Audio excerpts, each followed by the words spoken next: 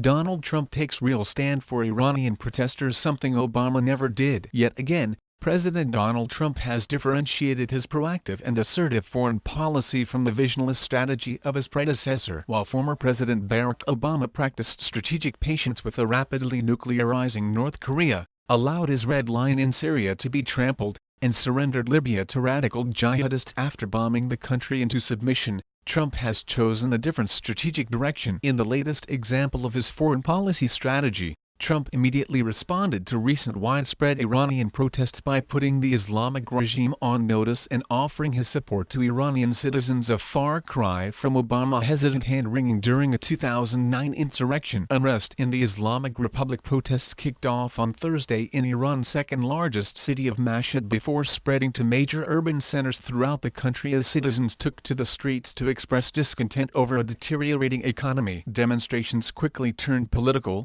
with chanted slogans criticizing Iran's religious head of state, Supreme Leader Ayatollah Ali Khamenei, and several rallies spilling over into violent disputes as the government began a crackdown on Saturday. Iran elite Revolutionary Guards have stated that protesters will face the government iron fist if unrest continues, and 2 Iranians have already been killed during clashes in the western city of Dorad. Tehran has denied responsibility for the shooting deaths, blaming the murders on Sunni Muslim extremists, a common scapegoat for the Shiite-majority regime. It did not take long for an outspoken president with an overt disdain for the Iranian regime to speak out in support of the protests. Soon after reports of the rallies were broadcast by Western media outlets, Trump weighed in on the crisis from Twitter. The president message should apply pressure on Iran by attracting international attention to the regime treatment of demonstrators. The theocratic state has already deemed many of the impromptu gatherings illegal and imprisoned an unknown number of protesters. Trump remarks followed an official statement from State Department spokeswoman Heather Nauert which hinted at U.S. support for regime change. Iran leaders have turned a wealthy country with a rich history and culture into an economically depleted rogue state whose chief exports are violence,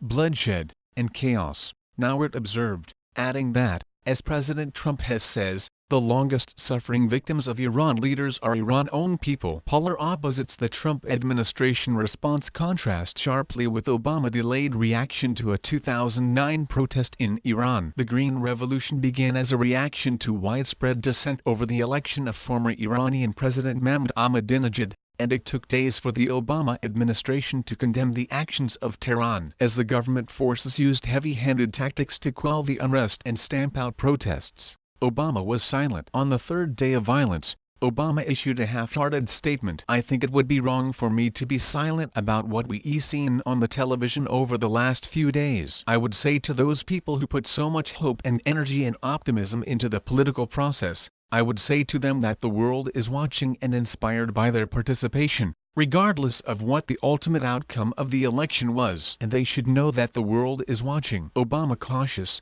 meandering remarks failed to call out a hardline Islamic regime that was killing its own people. We respect Iranian sovereignty and want to avoid the United States being the issue inside of Iran, the Democratic president says, clearly conscious of future plans to establish a nuclear agreement with Tehran. Obama continued by giving an oppressive regime the benefit of the doubt. My understanding is that the Iranian government says that they are going to look into irregularities that have taken place. We were on the ground, we did not have observers there, we did not have international observers on hand, so I can state definitively one way or another what happened. A week later, Obama finally criticized Tehran for the violence they used to put down peaceful protests. However, by this time, the issue was moot, and the demonstrations had been crushed. While Obama rewarded Iran with financial incentives by lifting sanctions in a widely disputed nuclear deal, Trump has reversed course and reimposed the same sanctions that were lifted by his predecessor. The latest Iranian protests, driven by economic grievances, may not have occurred without Trump's latest round of sanctions to further degrade the Iranian economy. Trump is leading us in the right direction,